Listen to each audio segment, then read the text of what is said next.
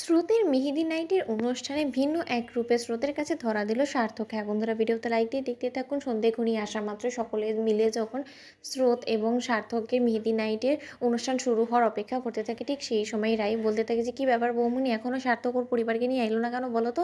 আঙ্কেলকে তো আমি এই সময়টার কথাই বলে দিয়েছিলাম। এই কথা বলা মাত্র হঠাৎ করেই যখন সার্থককে নিয়ে সার্থকের বাবা, পিসিমণি সকলে চলে এসে, ঠিক সেই সময় সার্থককে দেখে স্রোত বলতে থাকে যে, স্যার আপনি এসেছেন, আমি তো ভেবেছিলাম আপনি হয়তো আজকে আসবেনই না। ওদিকে সার্থক বারবার করে স্রোতকে খোঁজার চেষ্টা করতে থাকে। তখন রাই বলতে থাকে যে, এত তাড়াহুড়ো করলে কিন্তু মোটেও চলবে না, একটু ধৈর্য ধরতে হবে আমাদের কনেকে দেখার জন্য। সার্থক ওদিকে কথা বলল, সার্থক বলতে থাকে যে, না আমি আসলে কাউকে খুঁজছিলাম না। তখন এই কথা বলা মাত্র সার্থকের বাবা রাইকে বলতে থাকে যে, জানো তো আমরা কখন থেকে রেডি হয়ে বসেছিলাম, কিন্তু দেখো সার্থকের পিসিমণি আর সার্থক সার্থক কলেজে গিয়ে বসে আছিল। ও কলেজ থেকে ফিরবে বাড়িতে, তারপরে সে ও রেডি হবে, তারপর তো বাড়ি থেকে আমরা রওনা হবো, তার জন্য আসলে আস্তে আস্তে লেট হয়ে গেল।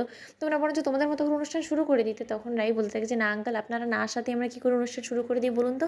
ওদের কী কথা বলা মাত্র স্রোতের হাতে মেহেদি লাগানো শুরু হওয়া মাত্রই সে ঠিক সেই সময় যখন নাচে গানে আনন্দে আত্মহারা হয়ে সকলে মিলে হৈ হুল্লোড় করা শুরু করে দেয়, ঠিক সেই মুহূর্তেই অনির্বাণ এবং রাইয়ের দাদাভাই বলতে থাকে যে, আচ্ছা অনির্বাণ, তোমার মনে হচ্ছে না যে স্রোতের মেহেদি নাইটটা বড্ড বেশি বোরিং হয়ে যাচ্ছে? বলো তো, দেখো না কীরকম সার্থক গম্ভীর হয়ে বসে আছে এক জায়গাতে, আর স্রোত ওদিকে মেহেদি লাগিয়েই যাচ্ছে লাগিয়েই যাচ্ছে। এই মহলটা না বড্ড বেশি বোরিং হয়ে যাচ্ছে, এটাকে একটু হলেও চেঞ্জ করতে হবে, কিন্তু সেটা কী করে?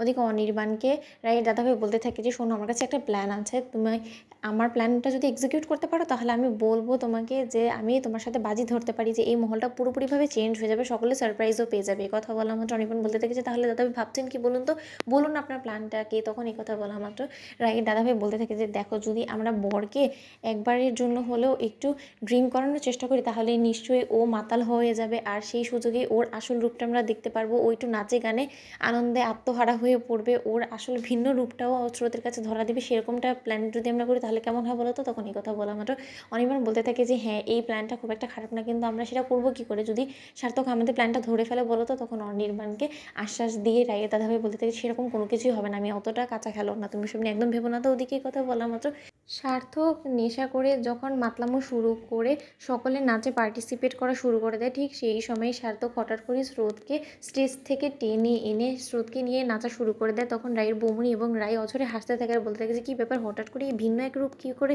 দেখতে পেলাম আমরা, বলো তো বৌমনি কী হয়েছে, এটা কি? সার্থকের সেটাই তো বুঝতে পারছি না, ওকে দেখে তো মনে হচ্ছে যে ওর নিজের সেন্সেই নেই। কেন জানি না আমার মনে হচ্ছে যে ইচ্ছাকৃতভাবে অনির্বাণ বা দাদাভাই কিছু একটা করেছে ওর সাথে, তাই হয়তো এরকম শুরু করে দিয়েছে, নয়তোবা ও এরকম করে ডান্স করার মানুষ না। আর যাই হোক না কেন, এটা অনির্বাণকে হলেও অসম্ভব হতো। এই কথা বলা মাত্র রাইয়ের বৌমনি বলতে থাকে যে, যত যাই করে ফেলুক না কেন, কিন্তু এই রূপটা দেখে কিন্তু আমার বড্ড বেশি ভালো লাগছে, জানো তো রাই? তো বন্ধুরা, ভিডিওটি ভালো লেগে থাকলে অবশ্যই লাইক কমেন্ট শেয়ার করে সাবস্ক্রাইব করতে ভুলো না।